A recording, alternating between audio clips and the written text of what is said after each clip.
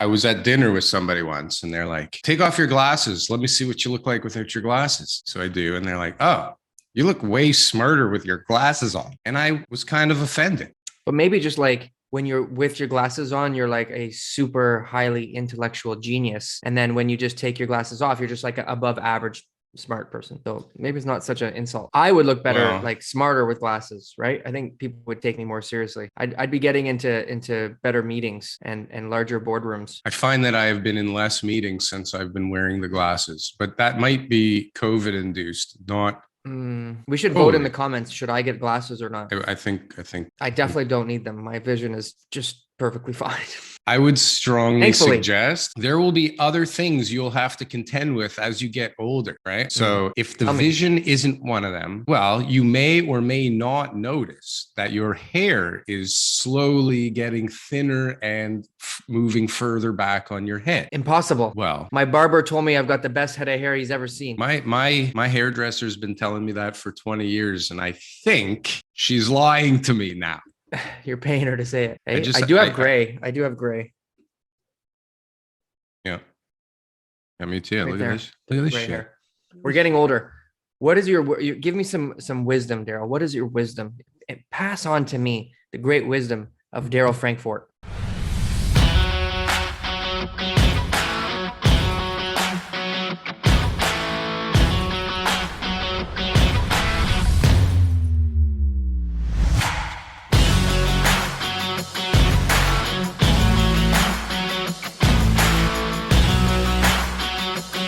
I love this new Lego Star Wars game. Okay. And Is I this strongly a suggest board game, a video game? It's a video game, TK. Come on. You got to stay young. You gotta got stay to young. try and stay young. You got to try and connect to those things you enjoyed as a kid, Your inner child. your inner child. I love it. I remember, like, when I was in construction, I used to love one part of it, right? I used to love the part where I got to put on the boots and I got to go into the machine and smash walls and figure things out and have fun. When you brought in all the money and the clients and the tradesmen and all that kind of stuff, it became not fun. But Like your older brother coming and stealing all your toys. Sometimes playing in that dirt was a hell of a lot of fun. Walking onto that site and smelling those smells of wood and people cutting and everybody yelling at each other. That's a lot of fun. Well, speaking about playing in dirt, because no one really cares about either one of our childhoods or our midlife crises. Let's talk about the real estate market. Real estate market. What a Dun. confusing place to A lot of listings. A lot of listings. I was talking to our director of operations, and we have like 3 times as many listings on the go now than we did in January. Myself included. Everybody's just ready to come out now. Everybody's nervous. They're scared. They're putting their properties up on the market. Bidding wars are really not a thing right now.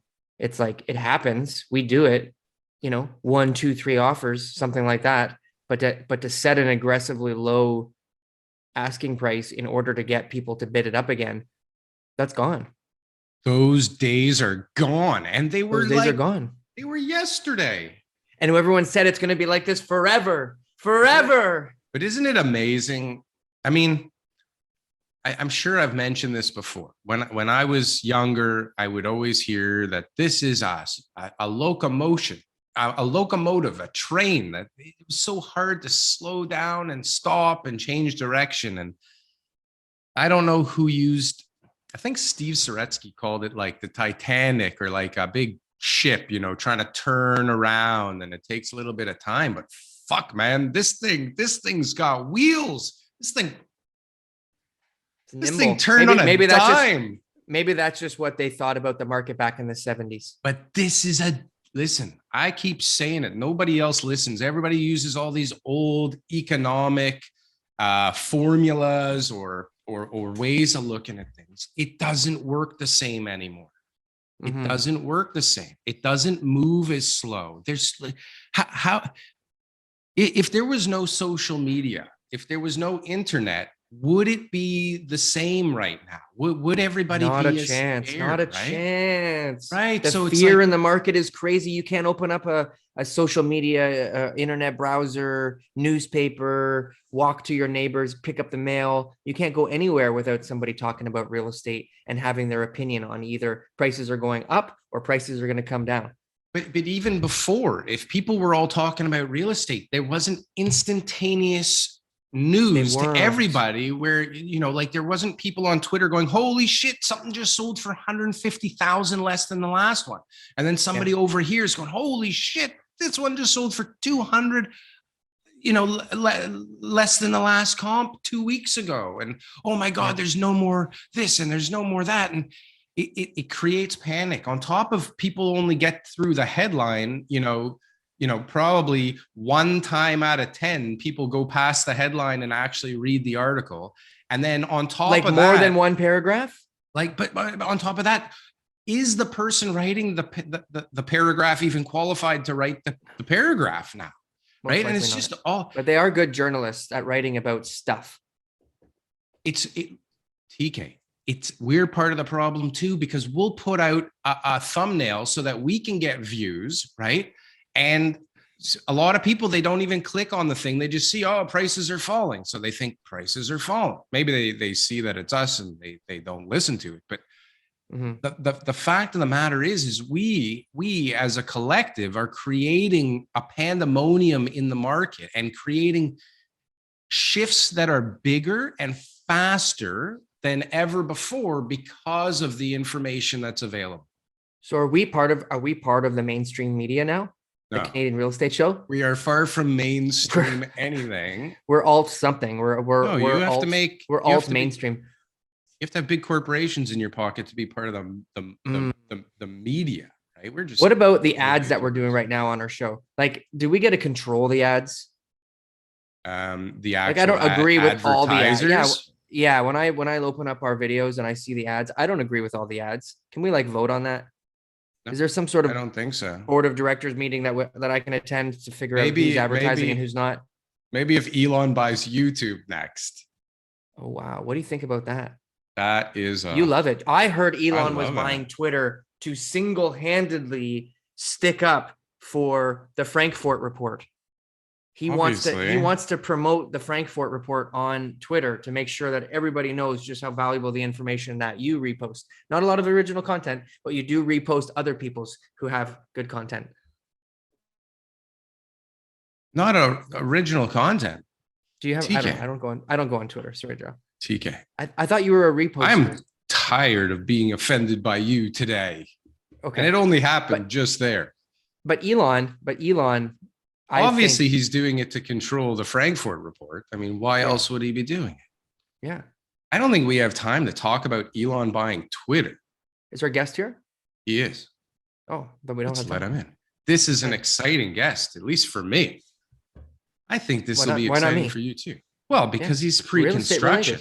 I know, but it's pre-construction. You I need to learn about more fall asleep during pre-construction. I need to know about there the he is world. At the fax machine. Not a fax machine, copier, printer, everything in one. All in one. That's a 3D printer right there. That can print out dining room. That can print homes. Look at this. Yeah. Mr. Elliott Taube, welcome to the show. Good morning. Good morning. How are you? I feel like I know you. And I don't think that I do, but I get an email from you, or at least I used to. We have to talk, mister. Okay. Elliott has a wonderful regular email that I get that keeps me quite informed. And when I do steal stuff to repost on Twitter, a lot of it does come from there, I must admit. But I haven't been getting it lately. It's coming out under somebody else's name. I got that. We can jump into that after. I got that. I only got like 2. So I feel like I'm behind in my news right now because I haven't I've had to search for news, which is really the problem. But Mr. Elliott Taube, do you want to give yourself a quick introduction to everybody? All 3 of them? Sure. So you got my name. So I'm been in the real estate industry, I guess, a little over 30 years. Pre-construction is what I do. I represent some of the largest developers throughout the GTA.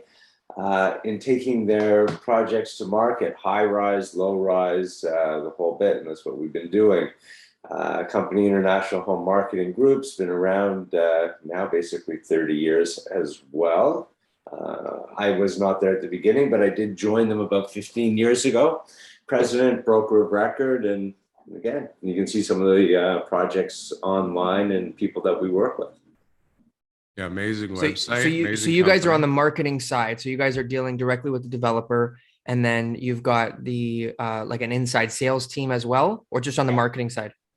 Yeah, so sales and marketing. So with some of our developers, before they'll even buy a piece of land, they'll come talk to us. What's it worth? What can we build there? Highest best value.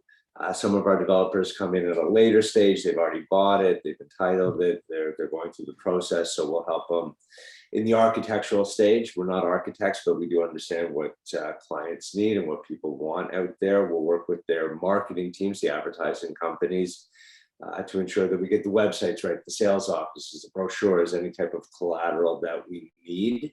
But our job is, we're real estate agents, we're brokers. So I have about, God, at any one time, there could be as many as 70 people working behind us, administrators, sales reps, project managers, VP of sales, all of that to get these projects out.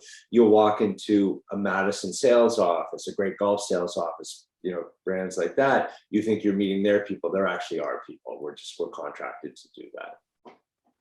Okay, makes sense. Yeah. So I don't know.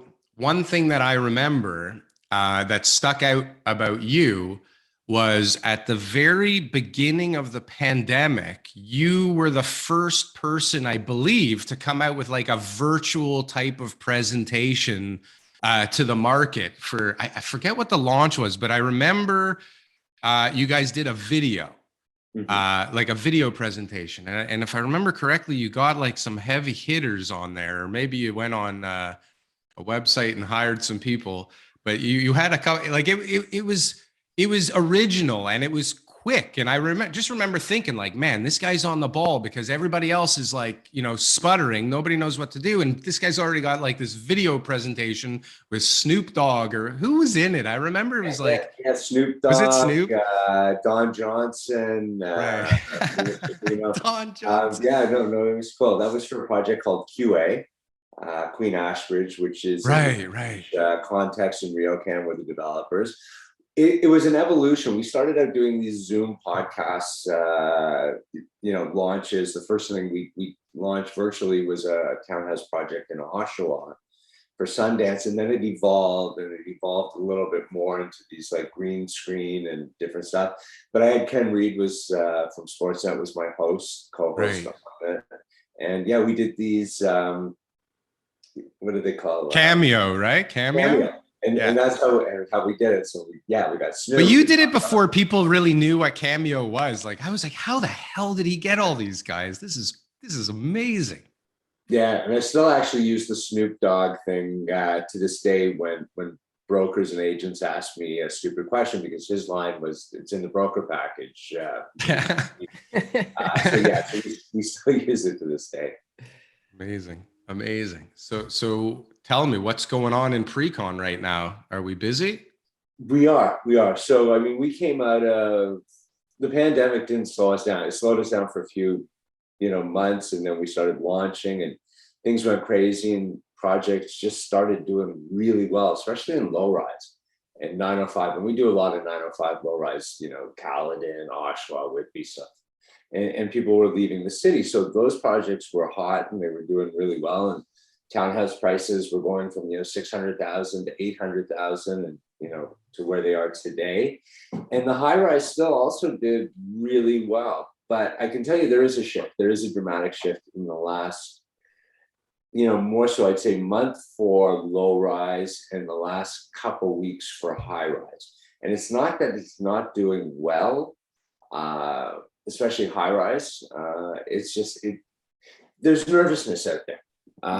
Projects cancellation, builders coming back asking for more money, interest rate hikes, the government trying to slow shit down. So there's a little bit of nervousness. And then in the low rise pre-construction, we hit that price threshold. You know, how high can you reach and how high, can you push the pricing?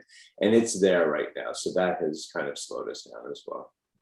So when you say slow down, like we have metrics in resale that they're using that, you can actually see that there's a slowdown, like, less showings and no offers and strategic differences with price strategy, right? Like, how do you gauge it in pre-con? What are the? They decide how many nights people have to sleep outside to get into the project. Anything under 7 nights is slow market. That's right. That's right. We do that every so often just to prove if people are still out there. But the amount of worksheets that we get, the release, because in the last year, like, and especially last 2 years, if we come out and we release 25 houses, 50 houses, whatever that number is, they pretty much got snapped up right away. And right now they're not. And then we touch base. I'm good friends with a lot of, other people who do my job, the other brokerages, as well as developers from companies who may do it in-house, and just, talking to them on a weekly basis on what they're seeing and what's happening. We launched a project in Markham, which has no product. Like in the low-rise side of it right now, there's no product out there. There's, none of these big 300, 400 unit subdivisions coming to market. So when there's launches, it's 50 houses, 100 houses, and they would tend to sell right away. And, we sold half of it, and now we're doing 1-2 a week, which is really normal. It's going back to things, a time frame when I'm a little bit more comfortable with the normality of selling like that. And then in high rise as well, where we were hitting, 70, 80. Like, here's the funny thing, like, we used to be given 6 months, 7 months, 9 months to hit a 70% threshold in high rise for pre-construction sales. And now if we don't do it in 7 or 10 days, you're felt to be a failure. Yeah, I was gonna say, when the hell was it 6 to 9 months? How long ago was that? When was the last time you had that long before you felt like a failure? I'd say 3 years ago, 4 years ago. 3 years ago. Okay, yeah. Yeah, So it's been a while though. Like, that's a long time in real estate to like not have to think too much and just be like reactionary, like fires all over the place because it's crazy. Yeah. So you say the same thing as a lot of the residential guys say, is like it's more comfortable. So why is it more comfortable like this? I think when it's too good to be true, it's too good to be true. When price is escalating as fast as it is, it also worries me. When we raise prices $50,000, $100,000 overnight on the exact same product that somebody bought yesterday, there's something wrong with that. It's achievable, and the developers got it, and God bless them. And most of them are probably going to need it because their construction costs are so out of control that you think that they just scored an extra 100 in their pocket. They didn't. They will take probably very little of They that. recovered 100. Yeah. Yeah. But I'm all for raising prices. I think that shows appreciation in the market, and it's also my job as a broker to get the best price possible for a client. But I don't see where 100 overnight is logical, even on $1 million product. Like, to go up that much, to go up 20,000 overnight, 50,000 overnight, something like that to me is a little bit more logical and keeps other people in the deal, and it keeps the site going. And there's a natural time frame to sell everything. But it was crazy, and I always knew that we would hit this threshold where people would say, I can't do this, or I can't qualify, or I also have to worry about, because I'm not selling for tomorrow, I'm selling 18 months, 3 years, 4 years down the road in these projects, that people are going to close on this. Right. What happens if a developer has 300 units and the market shifts, and all of a sudden they've got their financing in place, but there's a huge amount of people who aren't able to close? I know that hasn't happened in 30 plus years, but like, what happens? Like, well, the last time we saw that was really like 2017. And if you're talking about high rise versus low rise, it's a really different situation. High rise, we've never, right now we're coming into the time frame where people bought for $800 a foot, $900 a foot, even $1,000 in the foot in the city. And guys will, they'll crawl through glass naked to close these units because you can't replace it. So I'm not worried about that. And we're always thinking about the next thing we sold. I haven't seen anything at $1,600 a foot close or $2,000 a foot close. But Yeah. what's that going to be worth at the time frame that comes along? In that 2017 new housing plan by the government to slow stuff down, which did, and prices dropped dramatically. There were a lot of houses that didn't close, especially in the low-rise side. It just really seemed to hit that sector hard. Can you just quantify a lot for us?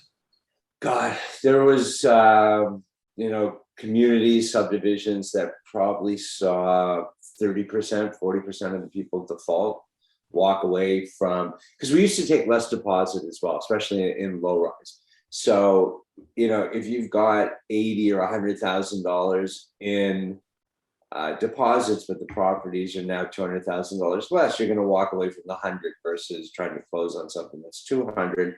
First off, the banks won't appreciate or appraise it at the value you need to, so you're putting more money down. So guys walked away. I still have developer clients who are still, finalizing their last lawsuits and court actions and stuff on some of the thing. But here's, the flip side of the coin. If these people would have actually closed at that time frame, even at that loss or deficit of price and sold it today, they'd probably be up $400,000 or $500,000 versus Right. the 200 that they lost. And all the legal fees and headaches. But so the developers had to service that debt, right, of the 30 to 40%, because obviously they've got a loan to build all these houses and they're already built. So they have to find a way to service that debt until they can resell them, take whatever losses, and then sort it out legally. Yeah. Right. So that's on 30 to 40% on projects that are, I don't know, 100, 200 units or something like that. Mhm. Right. But now we've got buildings that are 400, 500 units, right? Areas that are much larger at 16, 17, $1,800 a square foot, right? Yeah. Can developers service that debt? We'll see. Time will tell. Yeah.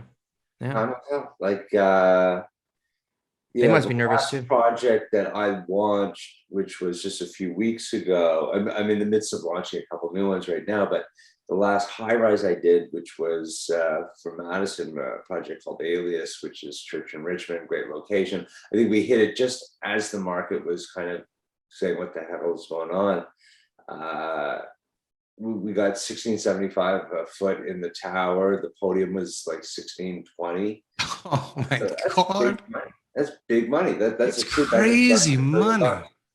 This is just insane. So the government is obviously, and rightfully so, should be putting some speed bumps in front of this thing. We all agree, this is the only segment of any market where I think the people selling the product are like, this thing's too hot. Like, we got to slow this thing down. Like, please, somebody do something, because it's getting scary for even the people selling, right? And that's a weird thing to be part of, right? So they're trying to slow it down. So tell me, the assignments, like, if in your personal experience, how much of this is happening? Is it like something that's gaining or was gaining traction, I guess, before they started talking more about it? Is it a problem, the assignments? Hasn't been yet, and assignments are still trading really well. They're probably trading, 10, depending on the closing time frame, 10-20% below what current values are for pre-con, which is still a significant profit over what they paid for it. But there will be a lot of people who, it hasn't hurt us yet. So the assignment market is definitely part of it. But it hasn't hurt us. So will people this are make a relying difference? on that. People are relying on assignments Yeah. as their fail safe. Yeah. Right. As their fail safe, or is their plan A? I'd say it's plan A, because there's no capital appreciation is the game in pre-con right now, because the rental does not justify the price. It used to be you bought the unit, so you'd close and you'd rent it, and you'd be $100 up, $100 down a month. Nobody cared. You know, now if you close, you are like big money in the hole each month because they don't cover. At $1,000 a foot, you needed $5 in rent a foot to cover, and that's not even the case. So now at 1,400, 1,600, like the numbers are staggering. So you're really depending on capital appreciation. What did you say? It was $1,000 a foot was $5 in rent? Yeah. Holy shit. And we're at 1675. Yeah. And the so rent's where not are even at rents $5 at a in foot. that area? No way they're $5 a foot. $3-4. Yeah, Yeah. maybe. $4. 450 over there, maybe. Depends on the building. Like, you know, a hotel branded, you know, Ritz, Shang, thing like that. But a typical, you know, ABC building is not getting that type of number for rent. Holy mackerel. So what do you project? What do you foresee happening in the next 3 to 6 months? Like, are we seeing a dip, a correction, a pause, a crash? I don't see a crash. I see a price, you know, stability, or a lack of product coming to the market because builders will just, you know, take a breath. If they don't think they can sell it for X, they're not going to because they can't sell it for less. Like that's the thing. In the resale market, you can fluctuate, go up and down because, you know, a guy bought the house for 400,000, $1 million, whatever. He's going to sell it for way more now. So he may not get 100 or 200 as much. But in the pre-con business, land price was the land price. You paid it. It's already done. You're carrying this debt. You're going through the time frame. Construction costs are completely out of control. We can't guarantee anything more than, you know, next week.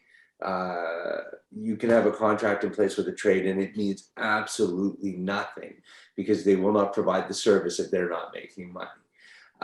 The taxes are unreal by the government. And this is what kills me, is the government says, we want to create supply, we want to create affordable housing, but yet the city of Toronto just raises DCs by 40%. York Region just raises, you know, taxes or DCs by 40%.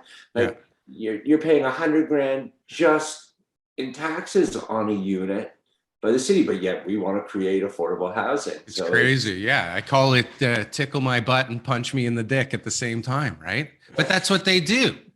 Like, how the hell can you be out there advocating for affordable housing, whatever the fuck affordable even means? Like, who can afford anything? Like, it's absolutely crazy. But they're out there screaming from the rafters about affordable housing when, like, literally the next day or 2 days later, they're like, oh, but by the way, we're going to add like $100,000 to the cost of every single unit in the city now. Don't say anything, but like, this is what we're doing. And then like, and we're not doing anything to make your life easier. Like, if we could get through the process of, you know, of doing a project quicker, like the red tape of getting from, you know, purchase to entitlement to permit, like all of that stuff is years in the making. To bring out a project, and the cost of carrying the land and the consultancy fee, like everything along the way is staggering. It's insane. Yeah, like you look at foreign countries and you know, one of my VPs was just overseas. He went to Vietnam, and he sent me a picture of a factory that they built it's a new Vietnamese electric car. Like, they built the factory in 18 months. Like, we can't get a city employee to respond to us in 18 months, but yet they, from start to finish and like taking stuff out of here. A university in 24 months. Like, it's nuts. It's crazy. Yeah. Giga Shanghai was built in like a year or something like that. It's like one of the biggest factories on the planet. And in a year here, you're lucky if you get a pre-consultation meeting with the city. You've already spent like God knows how much money on architects and surveys and phase 1 and 2 and geotechnical and hydro. Like, Like first of all, it's the dumbest shit that you have to spend money on. And second of all, it takes so long. And then you wait on the city for 4 months to even respond. And then their response doesn't make any sense and is just like ridiculous opinions based on nothing. And then you got to fight with them for 6 months and then you don't hear from them for 6 months. And then they're understaffed and then they'll throw new regulations in the mix. And it's like how the hell is anybody supposed to get like forward in this business? It's absolute insanity. So tell me, like, compare this to 2017. Like I remember I used to work inside Hunter Milbourne's office back in that time, working on land, and I didn't notice anything was even going on in the market. Like I wasn't in low-rise residential. Like I just felt like the thing was still going. I don't remember a bump. Every time TK talks about a bump in 2017, I don't even know what he's talking about. So 2017 versus now. The big issue on the low rise was when people bought their homes, they assumed they were going to sell their property for X. And so when they were going into this now, pre-construction low rise, home, wherever it is, and they've paid top dollar for it, which is the market, and it made sense at the time, they went to go sell their property. And now that there's like a $300,000 deficit plus a shortfall with the appraisal, they're like, I can't, like the people who could close did close because they knew the legal ramifications that they would get sued. Like if they could do it, they could do it. Most of the people couldn't. They just couldn't come up with the money to be able to get the financing. Right. So is that what's happening now? It's the same thing. Well, we're not seeing defaults. We're not seeing people not close yet. So that aspect has not happened yet. And we've not seen developers who have slowed down come out $200,000 less than the competition. Like that happened in 2017. There was low-rise developers who wanted to keep their machines going and had different theories, so would drop their price dramatically to keep people buying, and that just sent a wave through everybody else. I don't foresee that as much happening on this round. But you said they can't, right? They can't because of construction costs. Like they can't actually create a cheaper product.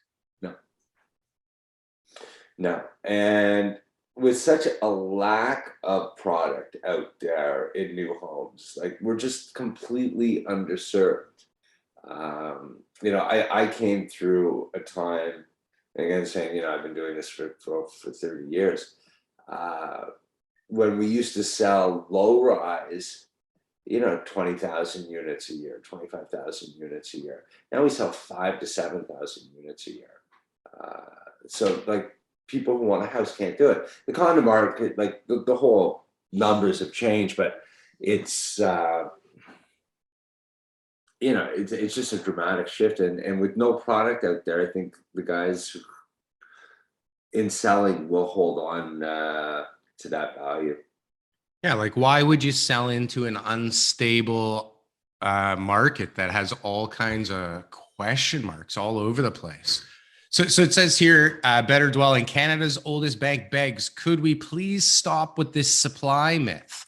So, I mean, I bring that, I put that up only because you're talking about supply right now. And I mean, it's apparent to those of us in the industry that supply is obviously a part of the problem. It's not the problem, but I mean, there's the demand side advocates. What do you think about all of this stuff? Like, do you think that supply do we need to build more units? Can we outbuild this problem? Yeah. Can we? Is that even possible?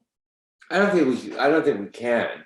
I mean, they keep talking that you need and just using number, you need 100,000 new homes a year, but yet we sell 30,000 and we deliver, 25,000 each year. That seems to be a very unbalanced equation. So can we build 100,000 units a year? No, we don't have the physical ability, first off, to do that. No, it's impossible. We're so short. Yeah. The worst part, again, and I keep coming back to this low-rise side of it, is low-rise trades. We can't get low-rise trades, and we can't get them to go to areas that we've sold as more affordable, like the Berries. Right. And, you go outside of the GTA and you look at these areas that people, invested or decided to purchase in because it was, hundreds of thousands of dollars less. We can't get the trades to go there. Now Like, you can't get the that's a drains good and the point. concrete. Yeah. Yeah. Wow. Yeah. They're in such high demand and so low. So I'd rather stay a little bit closer to home. I'll pour basements and do roofs in Vaughan. I don't want to drive to freaking Barrie or to Waterloo or Guelph or anywhere, and we're still going after the same trades. And that creates upward pressure on pricing too, right? Is when you just can't start facilitating the demand. And I think that demand isn't going away like everybody thought, right? In 2020, we all thought, oh, everyone's going to move out and come back. No, people don't want to be in Toronto anymore. They don't need to be in Toronto. The prices are better out there. Lifestyle is better. And there's people who are going to be moving out there. Those populations are growing, and that's where people will be going for the next 20, 30 years, right? Yeah. Increasing the size of those little secondary markets. How though, if you can't build anything? Well, yeah, I mean, it's not We're going to try. We have to, like, we're paying a premium now to build you have to give these guys, extra money to come out to these kind of regions to build. Because I'm doing projects right now, in the Barrie area, kind of both sides, Midhurst and a place called Hillsdale, and I'm in the Bradford area, I'm in Whitby and Oshawa, I'm in the West End, Caledon. Like, it's crazy what it's doing to us.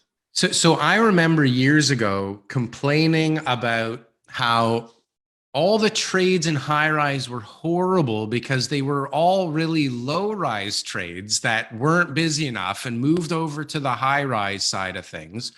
Didn't know what they were doing, but the high rise needed so many people, they would take anybody willing to do anything. And so you had like this massive migration from low rise to high rise. And now low rise can't get anybody. High rise can't get anybody. Low rise can't get anybody. We need more. We're still bringing in a ton of people. We're not training anybody. And just so happens that all the people that are actually really good at this, they're kind of tired or wealthy and they don't want to do it anymore, right? And they're starting to fall off the list as well. So it's like, what the hell's going to happen here? We're not going to slow immigration. That's been made pretty damn clear. We're not investing enough into training new people. And I mean, how many people do you know that swing a hammer and, paint and install roofing shingles? Like, who the fuck wants to do this stuff, right? I know my kid, he won't even leave the computer room, let alone swing a hammer ever, right? Like, he's never going to install a toilet in his lifetime. So who's doing all this stuff? No, I know that is the problem. And in certain trades, it's more, it's not just the skill of doing it. Like, there's an art, like, an artful bricklayer, an artful tile guy. Like, it's tough. Like, Can't teach it. Old mentality, the old, the guards, the old Italians, the old, like, that whole thing has completely left the market. Disappeared. Yeah, it's gone. There's no room for it because you can't wait for the guy to lay one tile an hour perfectly, right? Nobody can deal with that. Nobody can deal with, the cost of laying bricks now and stone masonry is absolutely insane. That's why you don't see these beautiful Victorian heritage style buildings or houses anymore. It's like, they don't even make sense, right? You got to. We're always talking about, Darryl. Like, we had a guy doing modular homes. We have, we've talked about different types of processes that, China's been using. We talked about your giant 3D printer next to you there, right? So all these things, these technologies are coming in, right? There's a company that was in Portland that was doing wood structure housing, and it was all like, it was like kind of mass produced, right? Like they were able to build things really quickly because they were building the same things over and over again and just cladding it different ways. Like, there's things like that technology will impact, right? Like, they'll be forced to. We won't have the trades to do it. You'll have the demand there, the money will be there, the technology will get better, and those type of things will start to change, and we'll start to see a shift in how things are built, just like those Victorian houses stopped being built one day, and how, you know, the 70s style, you know, brick veneers started to come out, right? Like all these type of things that happened that revolutionized the markets. And that's 100% the way that I think things are going, is like technology, new materials, all these things are going to make a huge impact. But where the fuck is the market going to be by the time they're here? Like, where is this thing going to run to in the meantime? Because have you heard any, other than sentiment, which is obviously super important, but can only last so long while people are hoarding piles of cash, waiting on the sidelines, wondering what the fuck to do with it, and no better options out there? Like, you're going to put your money in the stock market now? Where are people investing right now? This whole thing is a mess, isn't it? This is pretty crazy.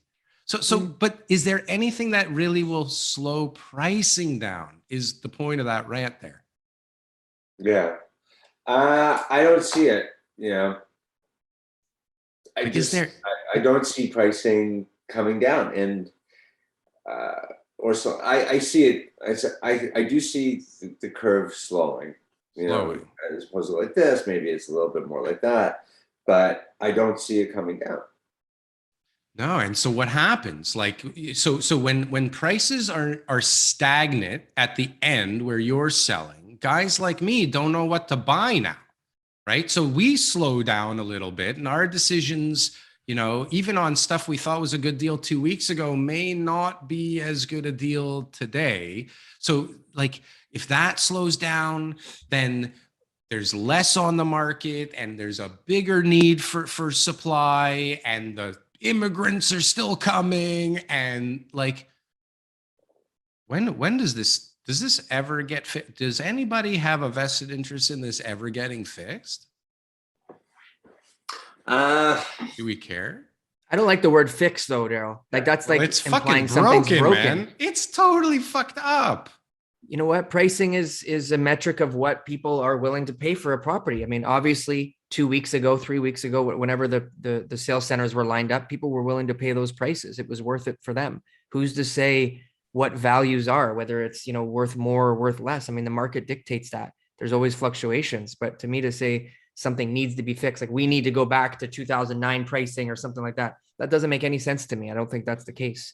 No. I think we just have to constantly be fighting, you know, the red tape, getting more stuff built, keeping, you know, interest rates in line with reality. They should never be at 2%. You should not be able to get a 5-year mortgage at 1.8%. You make stupid decisions, right? They should be in the 4% to 6% range, depending on, you know, the market and the economy and everything else, right? So I don't think anything's broken.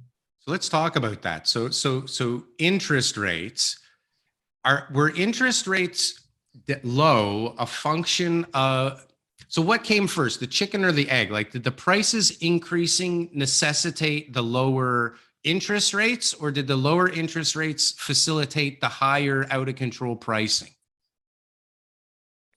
I don't know. I think they play into each other. People are just able to absorb those higher prices based on that interest rate that we have. Right. So what happens now? It didn't seem to affect them so much. And, you know, this whole interest rate thing, in the last 25 years, I've never seen a 5-year fixed mortgage go over 5%. I don't foresee that happening. Interest rates going up right now is no big shock. They've been telling us that for weeks and for months and months that it's going to happen. So it went up, and, you know, so you got a 1% interest rate.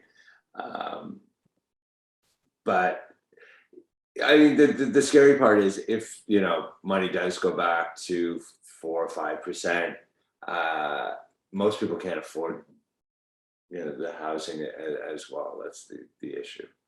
Because it's jumped so considerably in the last few years, right? So this is the weird conundrum: is how is anybody going to afford all these super expensive houses? I mean, honestly, like, how many times have you driven around a neighborhood and gone, who the fuck is buying all these houses? Like, who has all this money? Where is it all coming from? Now you need how much more to even be able to afford that house, right? So how does this play out now? Because they're definitely not going down anytime soon, these rates. They're going to go higher, right? Are we all of the opinion that rates are going higher? Oh, yeah. Yeah, Yeah. slightly. Not crazy, Well, they've but already, slightly. yeah, they've already gone up. They're not going down. That's for sure. Yeah. Are they going What about up those again in those June? 3 year high rise, those 3 years high rise projects, you know, where they got their pre-approval letter at the bank, which they got, you know, stress tests for and everything else like that in order to get that pre-approval letter. Where's the interest rate going to be at in 3 years? Are they going to qualify for that mortgage still? Right. Yeah. How does that work? Yeah. Aren't those fixed for the term until the building's built? Not No. always. Depends where the paper comes from. Some banks will give us, a 3 or 4 year cap on a rate. Some won't. It just really depends. The mortgage pre-approvals are not the greatest in most cases. They do a job for the developers, lenders to say, okay, most of these people seem qualified. They went to the bank in Brampton, Darryl, Looks okay to me. and they got the Yeah. letter. They got the letter. Yeah. I've With seen the that letterhead. letter, I've seen that number a couple of times on top of the letter too. But that's a whole other story. But like here comes the other interesting thing. So prices go up, people can't afford it. You have to continue to live somewhere, so rent becomes better for the investor who's owning a property, who's hanging on to stuff, who closed. So maybe we do get closer to that $5-6 rent because somebody can't afford the down payment, they can't afford to carry it, they can't all that stuff, but they have to live somewhere and they choose to live, either in close proximity to downtown or within the city or just in the outskirts for commute. So it's not bad for the investor who's got, properties to rent. Yeah. Mm. So far, I haven't met anybody who's decided to be homeless, where they chose that was going to be their path in life, right? So we understand that. The stat that's been coming out lately, I think it was a January to August 2021 stat, where they said 41% of buyers in Ontario were second property owners, right? So a lot of people were buying secondary properties, helping their kids, obviously, transitioning from one house to another. So maybe that number is closer to 25 or 30%. But I think that's a factor, so I'm going to just play the devil's advocate here. Maybe our demand has been a lot higher and they've been eating up a lot of the housing that would have ordinarily been going to people, and that we are on track to build enough housing to keep things moderately stable. Always, we need more. There's always going to be more that you're going to push the envelope. We're running out of land. They're running out of spaces. Places are getting smaller. There's always going to be a need to create more housing, more bedrooms. But I do think that the demand side has been uncharacteristically out of control the last 2 years. And that's not something that's going to be normal for the next 20 years. Mm-hmm. Right. Well, so where's that demand been coming from? Hasn't it been more local? Yeah, speculation. Local domestic buyers speculating. Market's going up. Oh, I'm going to buy. Oh, market's going down. Well, I don't want to buy anymore. The prices are low. Well, it doesn't make sense to buy right now. Oh, prices are higher than ever. Oh, yeah, I want to buy that. Yeah, that sounds like a great idea. That's how buyers are. It's backwards. Yeah, it's pretty confusing. Right? Yeah, Think why about it. is Sellers that? too. Think about Everybody that. should have been selling in January with these house prices, and their neighbors are going crazy. There's 200 showings and lineups down the street. It's not a good time to sell. No. This is not for me. I don't want that. Now, the sky's falling. we got 80 listings now because everybody's telling us that they want to sell. That now it's a good time for them to start moving. Meanwhile, all the buyers have packed it in. They're saying they're going to wait it out. But if all this demand has been local, and all we hear about is all these foreign investors, and they've been demonized, and the crosshairs are on them currently with the new budget, right?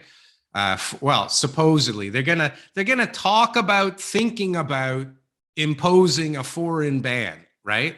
Foreign buyer ban. So what percentage of your clientele is foreign? Considered a foreign investor? Almost none. Like, where does the money come from? That I can't ultimately track. But everybody, has a cousin, a brother, a sister here. I can't, satisfy local demand of people who have their papers, have their passports, have, look like you at like I here. So the true real foreign, like a 35% deal. I can't remember the last time I've done, more than one or two in a project. Like it's rare. It's absolutely rare. And this is the same. Have we ever got a different answer from anyone, TK? No. So- Well, yeah, Mike. Oh, right. The guy with the tinfoil hat. Yeah. Well- But no, we're not seeing that. Nobody so- is buying real estate, residential real estate from some foreign, diplomatic office, controlling assets overseas. Maybe Well, there's but commercial investment and stuff like that out there, but Yeah. Well, it not on comes with the residential side. caveat that like, I don't really know where the money's coming from and I don't know that I care so much, but like It's they're here. considered local. So, Yeah. so fine. So then what percentage of your clientele would you consider an investor versus an end user? Oh, in pre-construction, high rise, depending on the location, like there are certain locations that I will get that, end user right away, but it's 20%, true end user. They bought because they're moving into this building. 20? 20, High rise. and in high rise. And that doesn't always happen on day one. Like, over the course of selling 100% of the building, 20% will be true end users right away. 80% are investors.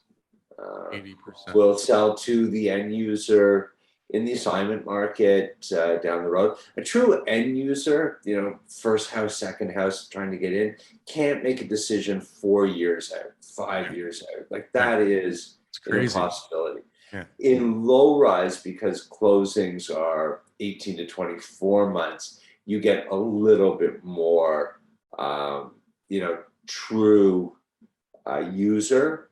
And depending on the developer, whether he's cooperating with outside agents, allowing assignment clauses, things like that, will define how many investors you're going to get in the product. But we have had a lot of over the last 2 years, especially a lot more investors in the low rise side of the business. But generally over the course of your career, you would say it'd be flipped. It'd be about like 80% end users in low rise. Yeah. And a much smaller pool of investors, right? Yeah. And now it's probably closer to, a 50-50.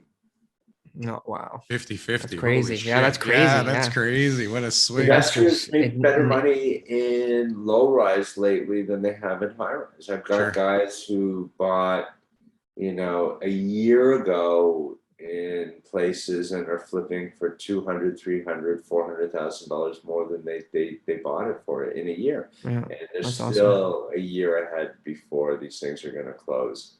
Are walkouts more popular in the new low-rise construction? Walkouts always have a popularity because people are looking for secondary units, but it's just, that's a course of, of the land. If I can get a secondary entrance on the side of a property as well, I like it.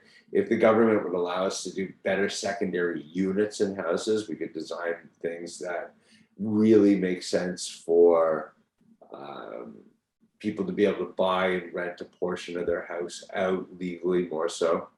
Mhm. It'll help. Well, that's get a coming with Toronto mortgage now, too, so right? maybe it'll happen in other municipalities. A little bit easier road. And so tell me, when you're brought in earlier in the process by a developer, when they're looking at a parcel of land, how often does the discussion go to, does this make sense as a purpose-built rental? It did a lot more, God, 4 years ago, and that is switched. I have guys who, had purpose-built rentals who have gone back to condominiumizing it. And is that because of the clientele that you work with? They're just not rental guys, or like why do none of these gigantically wealthy mega developers do more purpose-built rental now? Like they have the ability now. Like, is it The so return on it is minuscule compared to what it used to be. Right. So why doesn't the government start incentivizing people to build purpose-built rental more? Well, CMHC does, right? I mean, But CMHC's they got all don't, sorts of obviously. No one's building it. Who the programs. hell's building a Well, on rental the building? financing side, they do, but not on The- the development charge side. The only people building rental buildings are guys that like already own the land for God knows how long, and they're like putting in another building, Another or they tower, own like a yeah. great corner because they're RioCan, and now they're like putting up 1,000,000 towers on the property. Nobody just Or goes and rental replacement and big projects. like right? there was one on Wellesley and Bay, I think, in the last few years that was like a real purpose-built rental. I can't think of too many others. I remember University like in Dundas. Yeah, there are a couple of companies out there who are doing purpose-built rental, but I can tell you in a lot of the stuff that we've done that was set up for maybe 3 buildings. One was going to be a purpose-built, and 2 would be market. Right. They've changed them all to market. Right. I remember 4 years ago. At Bathurst and St. Clair, we just did that in Mississauga Exchange District with Camross. We had one building that was set to be a purpose-built rental. We've now gone back to sell it as a condominium. A lot of even the purpose-built rental guys, you take a look at like the Greenwoods and companies like that who have these massive like 50, 100-year portfolios. They're taking excess land that they have in those pockets in rental and putting a condo tower on. Yeah. Well. So the market's dictating that. Yeah. Right But now, the market's that's saying free this land. is the best return.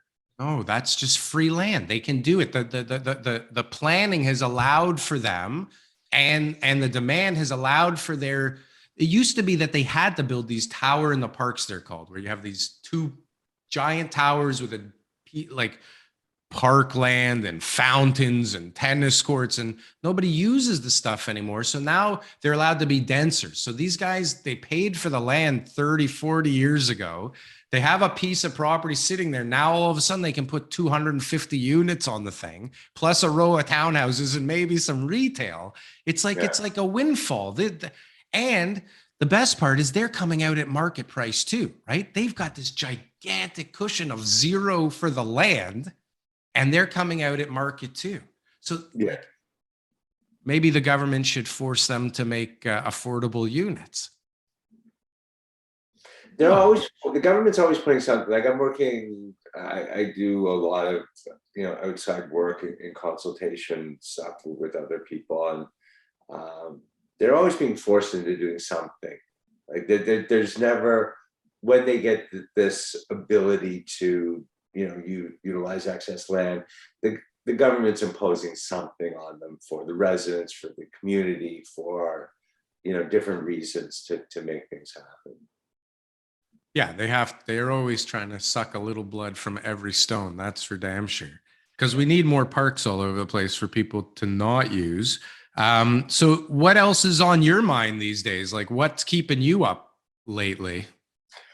You know what? Nothing. I'm good. Like, I have to say that for me personally, a market that's harder to navigate is better for me, because when it's so easy to sell, developers who pay me say I can do it myself. Like if we can just open the trunk of our car and go, hey, I got condos for sale, and everybody buys them, they don't seem to want me as much. So a more difficult marketplace is always good for me, because it allows us to do what we do, which is to become inventive, maybe find a new product line, something different, market in a different way. Let's bring Snoop out to figure out how we can get in front of fourth.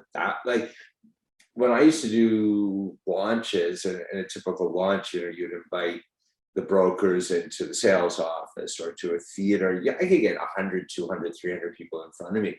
Now I can do a virtual launch and have 4,000 agents watching online, 5,000 agents. So it's made my life a little bit more interesting. So I sleep well, and I'm happy because in the history and what I do, whether I sell 2,000, 3,000, or 4,000 units in a year, I'm good, and so it's not keeping me up. But yeah, I keep thinking about different things to do it and different ways to do it, and how do we improve the process, and how do we make the purchasing process a little bit more special for people. That's my biggest pet peeve.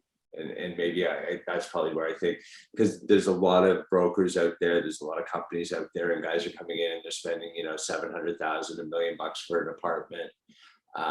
And you know, you get treated better to go buy a pair of shoes than you do to buy this apartment. I want that experience to be great. So those are things that make me think and stuff. But other than that, I'm sleeping. Good point. Yeah, good point. That's They fantastic. can't sleep outside for more than 3 nights. All right. Anything more than that, you got to put a hotel, mobile hotel for them to stay over.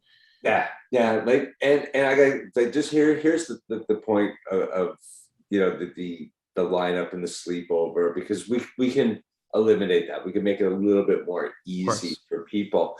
But because things are very broker driven, I really just want to level the playing field. There's the platinum status in the city, and the system is slightly broken. Slightly. Really? Understatement. What do you really want me to say here? But we could probably come I back think there's to a platinum agent at my door right now. Yeah. Everybody's a platinum He's agent. My VVIP. neighbor. Yeah. Mm. Right. So that system is a little bit broken. But by doing a lineup or doing something, it really evens the playing field. Who wants it? And the guy who's out there or stays out there or hires somebody for the most amount of money to stay out there deserves the unit, deserves the commission on it. So I just kind of like that every so often, but it's not necessarily my preference.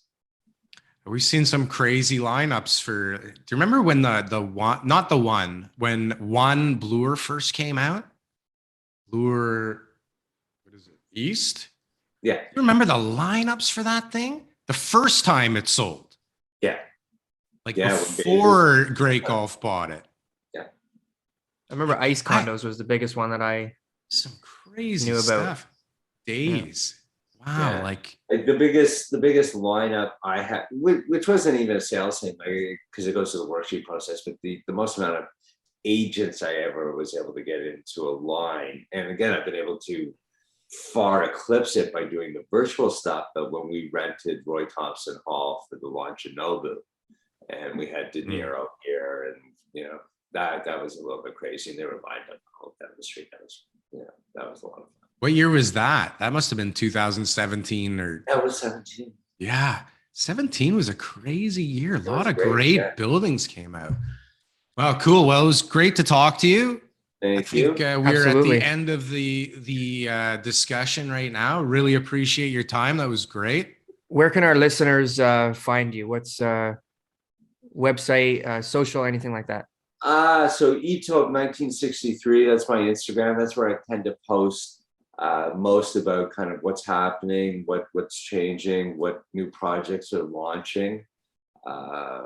I'm in the midst of launching.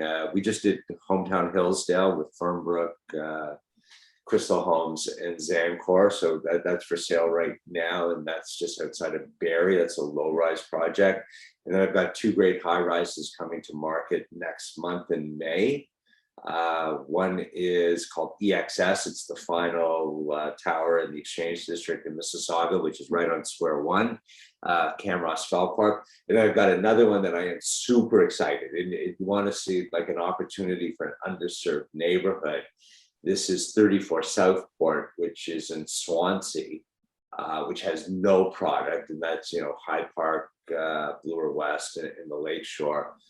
By a company called State, and it's the first tower in a multi-phase community, and that's out May 12th. So those are really cool. And then I got a lot of interesting shit that's going to happen, and may go back to why there's a different name on the nightly newsletter. I'll come back and I'll tell you guys all about that. Perfect. We'd love to have you back. Yeah. Whoever is sending it, please tell him to send it more often. It goes every day, so maybe just check your spam. Oh, spam. It happens a lot. It goes to thousands upon thousands of people every day. So yeah, I know sometimes it just ends up in spam, just MailChimp settings and shit like that. Got it. Well, everybody check out the mailer. It is fantastic and it keeps you up to date. That is for sure. Also some cool international projects on there always. Thank you, sir, for your time. Have a wonderful week. Good luck with those launches, and we would love to have you back one day. Thank you so much. Anytime, guys. Thanks for having me. I really appreciate it. Thanks. Enjoy your Sunday. I will. Take care, guys. Bye-bye. Bye-bye.